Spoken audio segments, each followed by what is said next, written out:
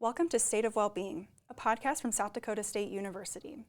The State of Wellbeing is a holistic well-being podcast with the goal of supporting the campus community as we strive to be a growing, high-performing, and healthy university. Welcome to another episode of the State of Wellbeing podcast. My name is Kevin Sackreiter. I am the Executive Director for the Center for Professional Enrichment and Teaching Excellence here at South Dakota State, and I also have the pleasure of being one of the hosts of the State of Wellbeing podcast, and we're excited to welcome Shari Landmark, Chief Wellness Officer and Wellbeing Specialist, to our podcast today.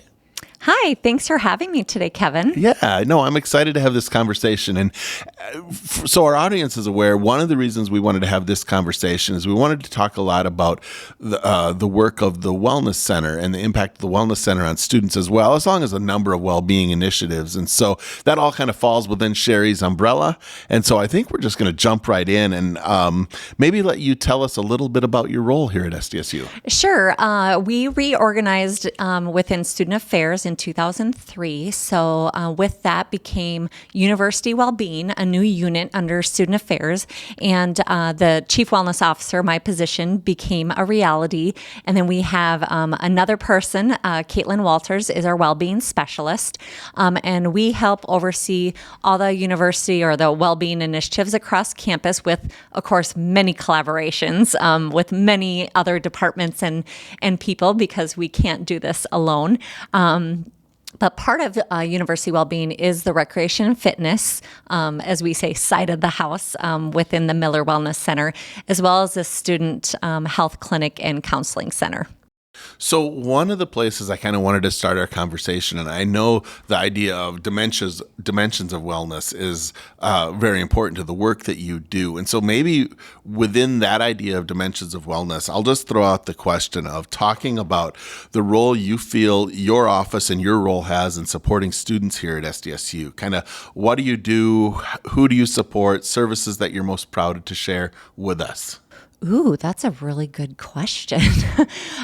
We did create a new model of dimensions of wellness when we started our new kind of umbrella with 8 dimensions, and really wanted to, and I'm just going to quick shout those out. We have environmental, emotional, financial, digital, social, physical, mindful, and occupational. We have dug in a little bit with our financial piece, digital, of course, with AI, as well as just time on your phone, screen time. We've worked a lot with that. We've also, with occupational, had some nice connections with our career service office with Kevin Fullerton, which has been wonderful. So some key, I would say, those areas have been really great. Our emotional with our mental health well-being team that was put together a few years ago has been a really great aspect of university well-being as well. I really love how you work those into the various services that you all provide. And I know we talked a little bit about that concept or the idea of the Miller Wellness Center being underneath your umbrella. And so I don't know if you wanted to talk a little bit about that piece and connections that students can make. I'm sure many students have already found you, but it's early in the semester, and if there's an opportunity to talk about that work a little bit as well. Sure. The Wellness Center on the Rec and Fit side actually opens at 5 a.m. in the morning, and we are open until 11 p.m. during the weekdays. And then the Student Health Clinic and Counseling Center is open Monday through Friday at 8 a.m. till 5 p.m. So we have a lot of access for students to come in. We do have programming that is, if you don't want to get sweaty, for example, you want to just come in and walk the track, Pilates, something really relaxing. But if you also have that competitive edge in you still, as we were talking earlier about, intramurals, we have flag football, basketball, volleyball, kind of your typical, those that want to just kind of have still that competitive edge. But we also have poker series. We have Bachelorette, where you can vote people off and still get that coveted intramural champion t-shirt. But just having that preventative wellness too within our student health clinic, immunizations as well as preventative health checkups. We give a lot of allergy shots for students that have a need for that. So really are a one-stop shop. And with our counseling center too, our step care model, students can walk in anytime, get screened. We will help them in any way they need. We might need to walk them over, or we don't actually walk them over, but get them to the Student Wintroad Success Center. We might get them over to financial aid, but give them those resources that need to be a successful student, because that's why they're here. Right. I love that you mentioned all those different offices. I had the opportunity to talk to Caitlin Walters. Actually, she was a speaker at our new graduate teaching assistant orientation, and she talked about I guess it's a myth now, of the wait at the counseling center, that there hasn't really been a wait list in a year and a half, 2 years. That is correct. We do not have a wait list, which is awesome. And we really find that we're teaching the students to be a little more resilient, right? So if we can give them those resources they need and work through those maybe more minor situations and give those resources, that they don't need to necessarily come into full-length counseling. Now, we do have that available for students that need a little long-term counseling. We do. But if they need long-term counseling that have to work through something maybe a little more in-depth, we will refer them out. We do usually refer them out after 10 sessions per situation. But yeah, we're here to help them through. And once again, they're students first. We employ a lot of students within the Miller Wellness Center. We have about 90 student employees. And we really look after them too, of making sure that we schedule them 10 to 12, 15 hours a week, and do kind of pound that in their heads of saying, you are a student first, and because some of them want more hours, but making sure that we do spread that out. I love that. That's tremendous. So one of my favorite times of year on this campus is the start of the year, the kickoff, the move-in, all the things. And I'm always curious to talk to people who come in to the podcast about, like, what are some of the things you're doing to get the year rolling? I mean, we're in starting week 2. And so you're probably well into that right now. But what kind of things are you all doing to really get the year going that you're excited about, that get you energized? Well, I think a lot of the Yellow, Blue, and You activities that we're doing just as a campus have been really great to get the students excited about the different areas across campus. And just we're kind of having week 5 programming that we're doing at the Wellness Center to get people in. But having different open houses and being able to just bring people in and experiment the different programs that we have going on. Right. One of the things I'm always curious, and I think within your role, your observations are really on point and relevant related to this, is challenges that you see students facing that within your role you get to help support them and help them navigate through. And I'm curious about maybe linking that to the services that fall within your umbrella. As what would maybe be some of those common things that students, especially as they're beginning their career here at SDSU, might experience?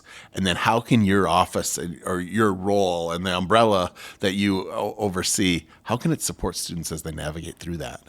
Well, one of our top, we do offer presentations to classes, and we do have a presentation request drop down on our webpage, on the University Wellbeing webpage, that people can pick from, whether it's University Wellbeing, the Counseling Center, Clinic, Fitness and Recreation, and even partnering with Extension Office. But back to your question is, one of the top ones is Anxiety Toolbox.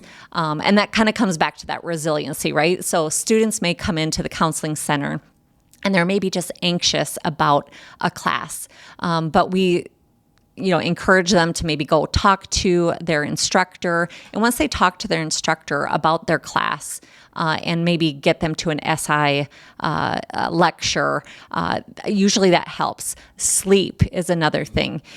Most of these students nowadays, they maybe didn't grow up sleeping in the same bedroom as their brother or sisters like you and I probably had to do, right, when we grew up. And so they spent a lot of their lives in their own bedrooms at home. Now they are cohabiting or having to sleep in a room with someone else, possibly with different sleep schedules, which is also something that we see a lot with them. So sleep, that anxiety, and just it's different at college than in high school, right? There's been many that can kind of get by in high school with their A's and B's, but it's a different level here because we go deeper into the subject, go faster pace, and to be able to keep up with that and help them understand that, if they failed their first test, that doesn't mean that they're going to flunk out of school. It's teaching them how to maybe study differently, and take maybe a different way that they maybe studied in the past. They're going to have to take a different avenue to be a success here at SDSU. Sure.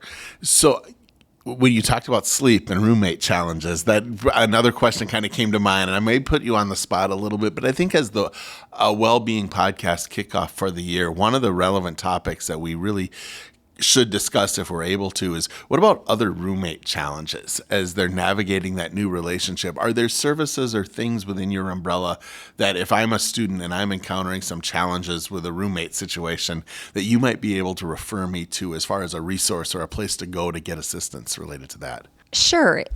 First of all, if a student comes to you and maybe is complaining about their roommate, one thing that you can refer back to is every student in the res hall does have a contract that they sign with their roommate, and discuss, like, I like to go to bed early, I like to wake up early, different aspects of how they want to. I like to have visitors over at this time, I don't like to have visitors.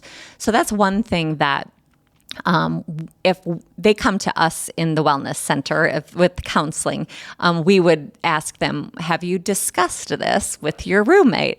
Some will say, well, no. Well, let's go to the heart of the problem, right? And yes, have that conversation, and help them maybe with some tips and tricks of how to discuss that. And then what other last year? Well, just in general, if I'm a student specifically who's maybe listening to this and is like, I have this challenge, what pathways within your umbrella are there? We have also trained the CAs in the halls to help with that. But yeah, come on over, come in for a screening, talk with a counselor, and they will help hopefully give you some tricks and tips, as I mentioned, to work through that. And we do two-person or couples, I don't want to call it a couple, but two-person counseling sessions. So if you feel like you can't work that out and you don't want to work through with your CA or RHD, come on over if your roommate's willing and make an appointment, and maybe you can work it out that way. I appreciate you letting us take kind of a winding path in our conversation today, but right. But I do think all of those topics, sleep, roommate challenges, all of those things are really important. And so one of the other conversations I wanted to have with you, or questions I wanted to throw out, is you have a pretty prominent role within the SDSU Wellbeing team. And I thought maybe this might be an opportunity to talk about some of those resources that are out there from a wellbeing team perspective that are available to students, so that students who might be listening to this can maybe right from the beginning start to connect to those things that will support them and help them as they work through their first semester or their third or fourth semester here at SDSU. Right. The mental health wellbeing team was brought together a few years ago, and really that team is really, if you're interested in helping students and faculty and staff for that matter, in any way with their mental health, you can be part of it. So it's really just intentional to implement and be proactive with strategies of just mental health and the culture of well-being and mental health. So we get together about 6 times a year, try to have different programs or different initiatives throughout the year. As you see, if you scroll through the podcast list, we've done quite a few podcasts with mental health. The Anxiety Toolbox, as I mentioned earlier, is actually a podcast, and it's one of the most downloaded podcasts. So tune into that. It's probably one of our first ones I think we did. But we're looking at actually creating a syllabus statement for well-being, which is going to be great. And with that piece too is even with that syllabus statement of well-being, really looking at even having deadlines for assignments not being at midnight. And my kids are going to hate this, but I said this to my children that are college age, and they're like, "Mom, why would you do that?" I'm like, "Why would you have an assignment due at midnight?" And I actually mentioned that at the fall faculty conference, and a couple faculty, I then followed up and said, "Well, you're not going to grade those papers at midnight, are you?" And a couple of them, the light bulb went on. They're like, "Well, no." So yeah, why do I have those due at midnight? It's because that's what's always been done, right? So those of you listening, if you're faculty and staff, rethink that, right? Rethink that. But also if you're a student, if your professor is having that midnight deadline, try to have a goal of getting your assignment done by 10 p.m. Just, set your own deadline. It doesn't have to be midnight. Set your own deadline because your sleep is important instead of waiting to that last minute. So part of your mental health too, so you're not stressing out about that. But there's just a really great group of people all across campus wanting to work and help everyone to better their mental health. I love that idea from a faculty perspective of setting that deadline maybe more in line with when you are going to grade it. If you're not going to grade it till 10 o'clock on a Tuesday morning, the deadline probably doesn't need to be midnight, right? Yeah. I love that. I love you bringing that up. That's a really good suggestion. So one of the things we always like to do is end with a couple of questions. And one of those questions being, how would you recommend the SDSU community engage in supporting students and support and or faculty and staff? Like, what are some tips from your role with it as chief wellness officer that you might say, hey, we need to support one another. We need to be this network of support for one another. What would some of those suggestions you might have be? Yeah, I think that's something that gets brought up a lot, that, it is all about the student, that we don't sometimes, I think faculty and staff, we think that we kind of get pushed off to the side, that our well-being doesn't matter, right? But it does. It's kind of that face mask analogy, like take care of ourselves first before we can take care of others. Because if you're coming into the classroom or just at the front desk greeting people and you're tired or you're crappy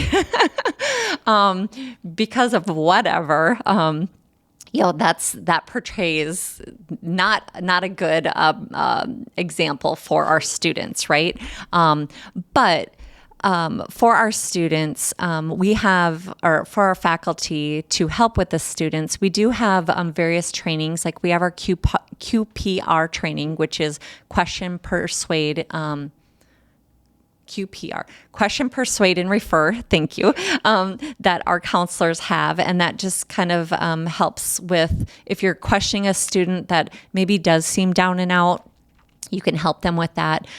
We know that there's a lot of mental health out there, and we don't expect you to be counselors, but to be aware when maybe a student or someone is down and out, to be able to ask those questions and get them over to the counseling center.